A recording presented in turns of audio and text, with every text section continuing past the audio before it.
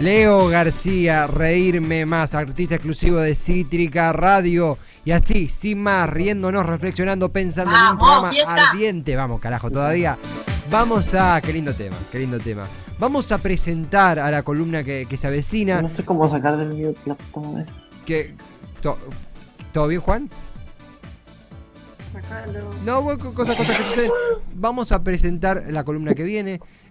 Hay un separador para ello, algo muy bonito que ha hecho aquí la producción de Cítrica. Vamos a hablar de libros, de poesía, de historias, de cuentos.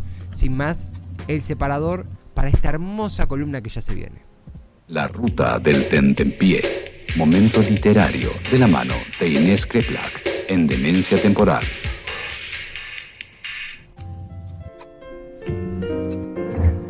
Che, no sé cómo sacarle el mute a esto, boludo. No tenés mute, Juan, te escuchamos. Ok, continuamos. Ella es licenciada en letras, editora, docente y poeta. Inés Kreplak, bienvenida a Demencia Temporal, ¿cómo estás? Es tímida, pero vamos a hablar con ella, A ver. Estoy seguro que sí. Inés, ¿nos escuchás? Está silenciado Cítrica. Ok, cosas que suceden. Cítrica Radio en Instagram, Cítrica Radio en Twitter, Cítrica Radio en Facebook. Tenemos un WhatsApp que es 154-046-5362. 154-046-5362. Cítrica Radio en Instagram, Cítrica Radio en Facebook, Cítrica Radio en Twitter. La consigna del día: ¿en qué lugar te gusta leer más? ¿A dónde te llevas tus libritos? Ahí ya estamos en comunicación en la ruta del tentempié. Inés Kreplak, licenciada en letras, editora, docente, poeta. Bienvenida a bordo, ¿cómo estás? Guionista, Más. todo. ¿Qué no es? En proceso. Hola, ¿cómo andan? Hola Ine, bienvenida. Gracias por la invitación. ¿Cómo les va? Muy contentos de saludarte. Muy bien. Aquí debutando la columna de literatura de Inés en Demencia Temporal. Inés, ¿qué te estás trayendo entre manos? ¿Qué libros estuviste husmeando? ¿Qué anda pasando por esa mente? Bueno, pasan muchas cosas por mi mente, pero se me ocurrió, para empezar esta columna que bautizamos La Ruta del Tentempié, empezar por una poeta muy reconocida, muy conocida por todos, no solo en el mundo, en la Argentina, sino particularmente en Avellaneda, que es la gran Alejandra Pizarnik. Así que, en realidad, mi idea sería que hoy hablemos un poco de ella, que recordemos su obra, su vida, y en adelante ir trayendo también la vida y obra de distintas poetas argentinas, a las que yo considero, yo y mucha gente, unas maestras y unas mostras de la literatura y de la poesía en particular, y de a poquito ir también abriendo el espacio para que, si quieren que tratemos algunos temas en particular, lo propongan también les oyentes, Juli y Juan, si quieren que hablemos de algo en particular o de poesía contemporánea, por ahí más adelante también. Pero bueno, hoy quería empezar con Alejandra Pizarnik porque además es de Avellaneda y me parecía como un buen comienzo. Perdón, Juan, mandá tu foto a producción, porque dijiste que queríamos nosotros. A nosotros ya nos estás cumpliendo un sueño, empezando con Alejandra, porque bueno, el corazón en Avellaneda y somos recontra fanas. Y el último paseo, te contamos el otro día que el último paseo que hicimos Juan y yo antes de la cuarentena fue ir a la casa de Alejandra Pizarnik allá en Avellaneda. Así que gracias, Ine, por empezar por ahí. Bueno, y también la idea sería hay todo un mito creado en torno a la figura de Alejandra, ¿no? De como un mito de poeta maldita, de poeta sufrida, que sentía mucho dolor y que transmitía mucho dolor, pero también a mí me interesaba reivindicarla en su trabajo poético, en su trabajo con la palabra. Era una excelente lectora, profundamente inteligente como lectora y muy trabajadora, y además creo, a pesar de que su vida fue muy cortita, vivió solamente 36 años, creó una gran y muy vasta obra poética, pero también escribió obras de teatro y escribió algunos textos en prosa, y además dejó una obra de diarios que estaba construida para ser publicada, digamos. Pero en el medio fue quemando obra también, o sea que tenía como muchísima noción de su rol como poeta y como artista. Bueno, voy a ir como un poco en orden. Sí. Alejandra, sí, no sé si se interrumpió o no. No. Alejandra nació en el 36 en Avellaneda y tras 2 intentos de suicidio, el tercero lo logró en 1972. Vivió siempre en Buenos Aires, salvo 4 años que ella logró viajar a París y que fueron muy, muy importantes en su obra porque no solo escribió uno de sus libros más importantes, que es Árbol de Diana, allá en París, sino que además conoció a Julio Cortázar, a Octavio Paz, a Italo Calvino, que le permitieron también, o sea, no solo se rodeó de mucha gente, muchos escritores muy importantes, sino que además les permitió a Alejandra poder darse a conocer, ¿no? Porque tenía amigos muy importantes, todos varoncitos, además, que lamentablemente para esa época y para la escritura era muy importante. Entonces, ellos la ayudaron a Alejandra a difundir su obra. Julio Cortázar, Octavio Paz, Italo Calvino, y también ella fue a quien consideró siempre su maestra, que por ahí más adelante podemos hablar de ella, es a Olga Orozco, una poeta argentina muy maravillosa, que es a quien le dedica su primer libro de poemas. Inés, en esas tertulias parisinas con Cortázar, con Calvino, ¿cómo era la influencia en tu opinión? ¿Cuánto Cortázar influía en ella en Cortázar? ¿Qué intercambio se daba ahí que formaba desde ambos lados? Hay algo todavía que no se dio a conocer, que son las cartas, porque, digamos, ellos cultivaron una amistad muy grande ahí en París, claro. Pero después continuó, cuando Alejandra volvió a la Argentina, ese vínculo continuó, y básicamente la relación continuó por cartas. Hay alguna que otra carta que se conoce de Cortázar a Alejandra, sobre todo muy preocupado, porque Alejandra, esto se los quería contar, pero desde muy chiquita sufría mucho, digamos, tenía como muchos problemas. Primero, se sentía, o sea, como un trastorno de la imagen muy grande tenía ella de sí misma. Se sentía horrible, tenía problemas de acné, pero ella se sentía horrible, tenía trastornos alimenticios, bulimia, anorexia, siempre como muchos problemas entre el deseo de comer, pero también las ganas de no comer. Se hizo adicta a las anfetaminas. Bueno, tiene toda una historia, claro, como muy trágica. De hecho, bueno, eso la acompañó hasta el final de su vida, ¿no? Como cada vez como más adicción a las anfetaminas. Entonces siempre estaba triste y como muy sufriendo, y hay una carta que se hizo conocida hace poco, que yo conocí hace poco, de Cortázar, preocupado por Alejandra, diciéndole que se cuide, que como dándole fuerzas para continuar, digamos, con su vida. Y sé que hay todavía muchas más cartas que no se publicaron, porque lo interesante también de Alejandra es que si bien publicó muchos libros en vida, aparecen cada vez más textos póstumos, tanto libros de poemas como también textos en prosa y cartas que van apareciendo de a poco. De hecho, hay parte del archivo de su obra en Francia que todavía no salió a la luz. ¿Y cómo aparece eso? ¿Quién lo tiene? ¿Y quién va administrando cómo sale y cuándo? Bueno, esto no sé, digamos, como que tienen, eso es un trabajo de investigación, pero hay muchos, claro. O sea, por ejemplo, Cristina Piña es una biógrafa muy famosa y muy conocida, que escribió no solo su biografía, pero también es una crítica literaria especializada,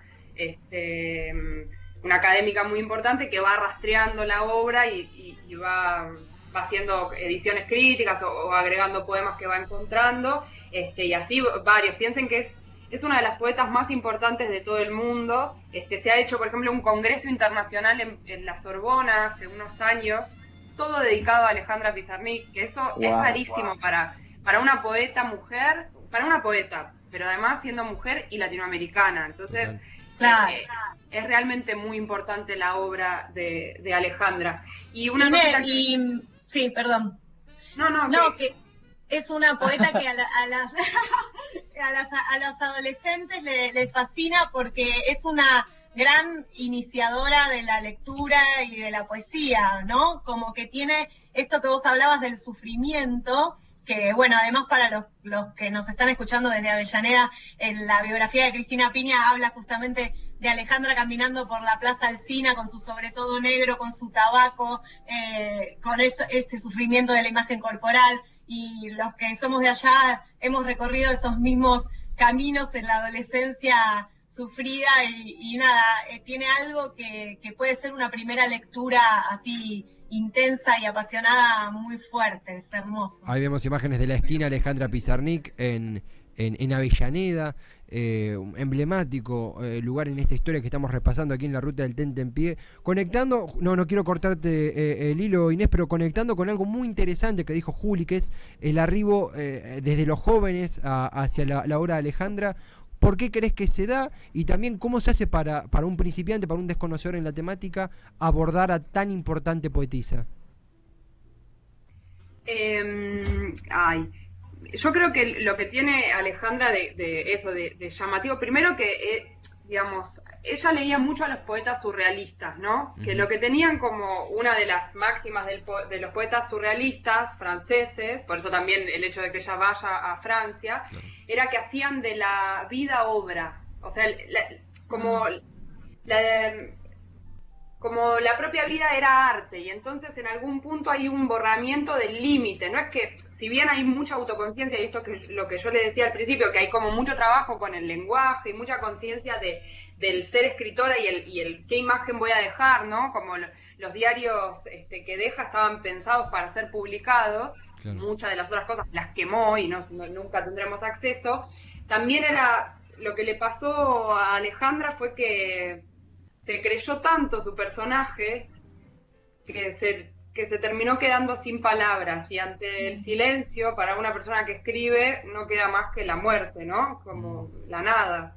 Entonces, yo creo que este borramiento de los límites entre la vida y la obra, y esta pasión como desenfrenada, hace que tenga, yo creo que tenga mucho interés en los adolescentes, pero me parece que va más allá de la adolescencia. O sea, es una poeta que es difícil de transitar, que hay que tener como mucha fuerza para poder leerla, pero que es apasionante para cualquier edad, ¿no? Pero creo que es eso, como esa honestidad en algún punto que hace que llame la atención. Hay un fragmento de sus diarios, de una entradita del 3 de agosto del 62, que ella dice: a veces me gustaría registrarme por escrito en cuerpo y alma, dar cuenta de mi respiración, de mi tos, de mi cansancio, pero de una manera alarmantemente exacta, que se me oiga respirar, toser, llorar, si pudiera llorar.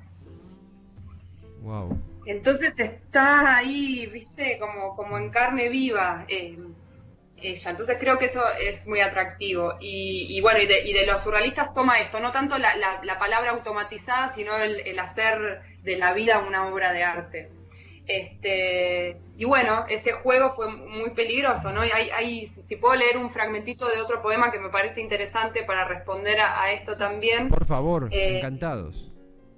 Es un fragmento de un poema que se llama En esta noche, en este mundo, y dice: no, las palabras no hacen el amor, hacen la ausencia. Si digo agua, beberé. Si digo pan, comeré. En esta noche, en este mundo, extraordinario silencio el de esta noche, lo que pasa con el alma es que no se ve. Lo que pasa con la mente es que no se ve. Lo que pasa con el espíritu es que no se ve. ¿De dónde viene esta conspiración de invisibilidades? Ninguna palabra es visible. Se erizan los cabellos. Corta la bocha. Y si de esa agua no veo y de ese pan no como, totalmente. ¿Qué queda? Se resignifica mucho en el contexto actual, pero no quiero volver a eso porque es mucho más profundo esto. A vos, en lo personal, alguien que estudia letras profesional en el mundo de las letras y en el ámbito docente, en el ámbito de la poesía, ¿qué te genera a vos? ¿Qué te generó por primera vez y qué te generó a medida que avanzabas en su lectura? ¿Cuál es el primer impacto que te generó Alejandra Pizarnik a vos, Inés?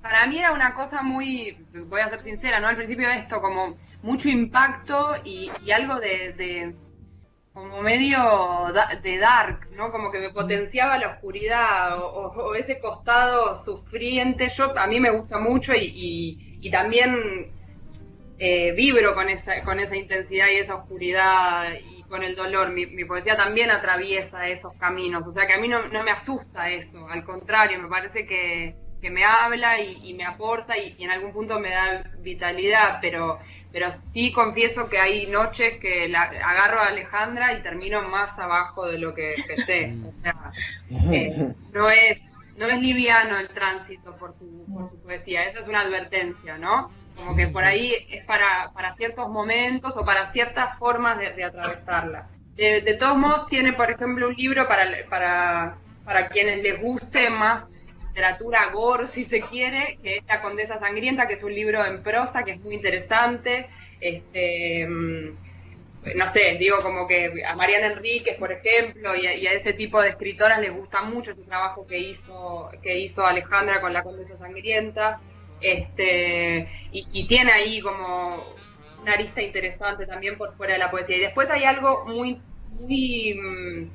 no sé, tiene algunos poemas muy cortitos, muy breves, que son como, dice Aira, que es como relojería suiza, digamos, el trabajo con las palabras, no solo con el léxico que usa, las palabras que elige usar en su poesía, sino también como el sistema que crean sus poemas. Qué interesante eso. Y también la noción de lo que está haciendo con su poesía.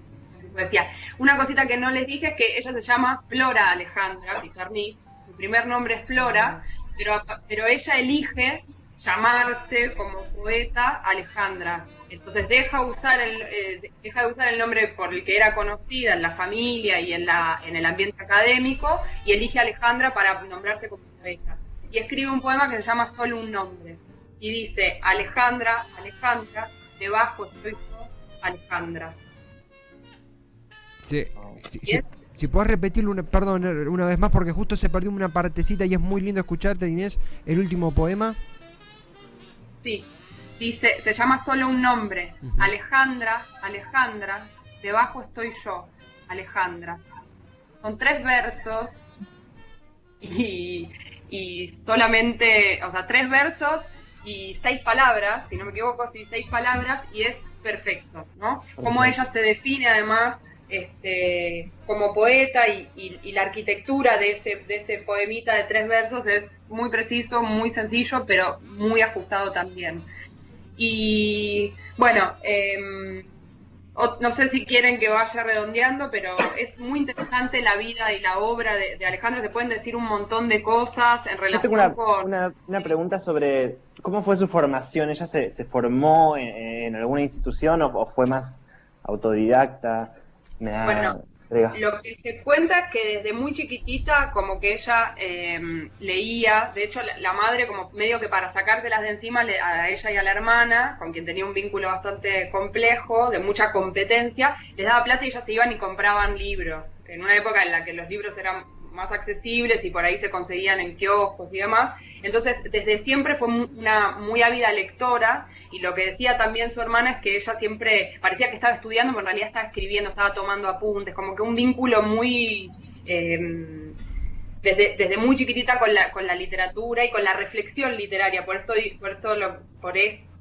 decía lo de la lectura ávida, ¿no? Como muy inteligente lectora. Y después ella se anota en la carrera de letras, pero la sensación y lo que dicen todos es que era muy mala alumna, como que era muy inteligente, pero no era aplicada. Entonces era más un andar volado, ¿no? Como que, de hecho, cuando se fue a París y se hizo amiga de muchos académicos, era la desbandada, digamos. Alejandra también era como muy de experimentar mucho y muy promiscua también, con vínculos muy sufridos, como que ella buscaba en el sexo algo que no podía encontrar, o sea que eran siempre encuentros como muy fallidos y sufridos con los demás, ¿no? Y en ese sentido era de todo, ¿no? Hombres, mujeres, pero siempre como poco contacto con los demás, como si no pudiera hacer lazos desde ahí, ¿no? Eso es lo que dicen las personas que por ahí saben más de su vida, pero como que su formación era más autodidacta, a pesar de que pasó por la institución, ¿no? Y que se rodeaba de gente de intelectuales muy reconocidos y todo. No, muy completo, Inés. Estamos adquiriendo profundidad y la cabeza nos va a mil porque es interesantísimo profundo la historia que nos contás en torno a Alejandra Pizarnik. Imagino que dabas un pequeño advertencia, dicho de alguna forma, como es una lectura profunda, es una lectura que a veces puede dejarnos inevitablemente un poco más abajo. Para esos que ahora escuchan tu columna y se ponen a googlear, a buscar, a llamar a su librero de confianza y preguntar por Alejandra, ¿hay algo que recomiendes, algún poema, algún escrito, algo por donde empezar a abarcar a esta artista, a esta poetisa? Sí, voy a recomendar en primer lugar su poesía completa porque está editada. Hay algunas obras póstumas, pero sí, hay 1000 ediciones. La poesía completa, sobre todo Árbol de Diana, tal vez, que es como el libro más emblemático del que les hablé, que fue lo escribió durante su estadía en Francia, que es del 62, pero la verdad es que después si por ahí les dan más temor la poesía y quieren arrancar con la prosa, La Condesa Sangrienta es muy interesante también. Si les gusta el género diario, están los diarios completos, también editados. Y hay un documental que salió por Canal Encuentro, que está repartido en 4 episodios, pero que se consigue en YouTube muy fácilmente, que se llama La Memoria Iluminada. Y ahí hay mucho, está su hermana, y hay un montón de amigos, críticos y gente reconocida que cuenta un poco hace un repaso por la vida y la obra de Alejandra de una manera muy, muy hermosa, así que también lo recomiendo ese documental como para entrar un poco a conocer la vida de... Ay, lo voy a ver, La Memoria Iluminada. Sí, La Memoria Iluminada está en YouTube, salió por Canal Encuentro, es un documental en 4 partes. Y por último, a mí me gustaría 2 cosas quiero contarles. Una, que cuando ella se murió de sobredosis y dejó una nota que decía, o sea, en el lugar de su muerte, una notita muy breve que decía: no quiero ir nada más que hasta el fondo. Y creo que es una poeta que va hasta el fondo total, hasta tanto que es esa sensación, ¿no? Como que no se puede pasar de una manera suave y superficialmente por Alejandra Pizarnik. Hay que ir hasta el fondo. Entonces esa es la disposición que yo... No los va a defraudar, ¿no? Pero hay que comprometerse. Y por otro lado quería dejarles un audio que en realidad se tienen pocos registros de su voz, pero tiene una forma de leer y una cadencia muy interesante, y uno de los pocos, creo que es el único por lo menos que yo encontré de los registros de su voz, que se los mandé, que me gustaría pasarlo acá, es Alejandra en la presentación del libro de poemas de Arturo Carrera, que es un poeta argentino contemporáneo, o sea, que está vivo, sigue escribiendo hasta ahora, y ella lee un fragmentito de ese poema con su voz, y la verdad es que es interesante porque se llama Escrito con un mictógrafo, Arturo Carrera, y ella lo lee y le resignifica el poema con la cadencia y el modo que ella tiene de leer este poema. Y es interesante también que el único registro que se tenga de su voz, por lo menos hasta ahora, sea leyendo este poema de Arturo Carrera. Teníamos aquí el audio en Gateras. Lo escuchamos y nos saludamos a Inés. Querida Inés. Sara, antes quería hacer una preguntita más. Sí. Que es 2. Quería preguntarle la consigna del día, que es su lugar favorito para leer. Que me da mucha curiosidad. ¿Cuál es tu lugar favorito para leer? O tus lugares favoritos para leer. Y es si con cuánta constancia recurrís a Alejandra. ¿Sos de leerla seguido? Bueno, creo que el lugar preferido para leer es mi cama. Es así, sí, después puedo elegir, mirando el mar, pero en realidad en este contexto no puedo pensar más que estar en una posición cómoda, con una buena luz y mis gatitos dándome calor a los pies. Y a Alejandra recurro, depende de la época. Ahora que estoy en una faceta medio dark, mucho más que en otros momentos de luminosidad. Pero sí, siempre se vuelve Alejandra, por una razón u otra. Y otra cosita que me acordé es que ella tiene hacia el final de su vida tuvo un vínculo de mucha pasión unilateral con Silvino Campo. Y algo de todo eso está retratado en un libro espectacular, que es la biografía de Silvino Campo, que escribe Mariana Enríquez, que se llama La hermana menor. Muy poquito, pero aparece ese vínculo, ¿no? ella estaba como enamorada de la figura de Silvina como escritora, y medio obsesionada, a pesar de que Silvina no le pasó mucho a cada día. ¿Cómo es, Inés, la hermana menor? Estoy tomando nota para comprarlo. La hermana menor es la biografía de Silvina Ocampo, escrita por Mariana Enríquez, que es un libro espectacular. No, la protagonista obviamente de ese libro es Silvina Ocampo, pero aparece el vínculo entre Silvina y Alejandra. ¿Cuántas aristas hemos recorrido, Inés? Increíble, tenemos el audio aquí en Gateras, pero para cerrar la columna es un audio que quédense escuchándolo porque es hermoso, es uno de los pocos registros que hay de Alejandra y es emocionante. Vemos imágenes de la esquina Alejandra Pizarnik. Está Juan y Julio Otero en la esquina Alejandra Pizarnik, me vuelvo loco. Con Margarita, nuestra principal oyente, y comentando todo. ¡Uy, esa es más vieja! Con la operadora de la radio. Operador Víctor Jiménez, también que hizo un espectáculo durante muchos años que se llama, Champi, ayúdame, Palabras en esta noche, ¿cómo es? Que lo leyó Ine, el espectáculo de Víctor. Ahí va a decir. Se llama Palabras en esta noche, en este mundo. Palabras en esta noche, en este mundo. Ese Víctor que está ahí, que opera en Cítrica a la noche, y Analía, otra actriz amiga. Estamos todos ahí en la casa. Claro, eso ya fue hace unos años. Esa es la esquina de Alejandra Pizarnik porque en esa cuadra es la casa, ¿no? En esa casa, sí. Creo que era esa. ¿Es esa misma? Nosotros fuimos con la dirección exacta el día ese y miramos la puerta. Supongo que es esa. Qué lindo registro, qué hermosa manera de cerrar esta columna tan linda. Avellaneda, Pizarnik, poesía, vamos a escuchar aquí el audio, pero antes, Inés, nos has dejado la cabeza trabajando a mil y con muchas ganas de abordar a Quiero decir Alejandra. Una cosita, sí. Me llegó acá un mail, un comentario de nuestro profesor Patricio Vega, muy buena columna, Inés, felicitaciones. Vamos. Y te mandamos un beso a Patricio, que nos debe estar escuchando. Qué grande, Ine, gracias. Va a ser un lujo Ine, para nosotros tenerte todos los martes. No, el nivel de ansiedad que me producen las columnas, o sea, ya necesito la próxima. No aguanto Pueden más. proponer temas. Yo voy a seguir con poetas argentinas, si les parece bien. Yo voy a donde vos nos lleves. Me encanta. Buenísimo. Inés, vamos de tu mano a la poesía y a las mujeres. Claro. Totalmente. Inés, muchísimas gracias. Esto fue La Ruta del Tentempié, hermosa columna de Inés Kreplak, pero no termina aún. El hermoso audio que ella nos obsequia para cerrar este hermoso encuentro, esta tertulia que hemos disfrutado. Registro en audio de Alejandra Pizarnik para terminar este viaje en La Ruta del Tentempié. Hermoso, quédense escuchando, por favor.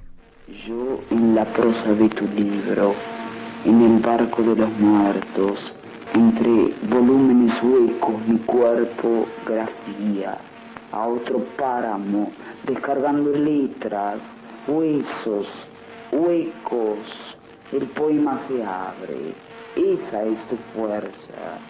El poema toma contacto, se desliza con brazos extendidos por las dos orillas, esa es tu fuerza. Me hablabas de una trampa del lenguaje, el poema se abre, saltan tus muertos, clowns, danzas, interferencia de danzas, palincesto de danzas en lo oscuro, la oscuridad polarizada y danzas como las danzas de las abejas invariables, te atraen como sus movimientos minuciosos, para extenuar un lugar, para desocultar otro lugar, para fingir, invadir, para informar, danzas, voces tácitas, didactismos, espacios acoplados, sismos. Estos muertos son niños, señalando las palabras. Estos muertos son niños. Mucha gente por paso del rey, autos blancos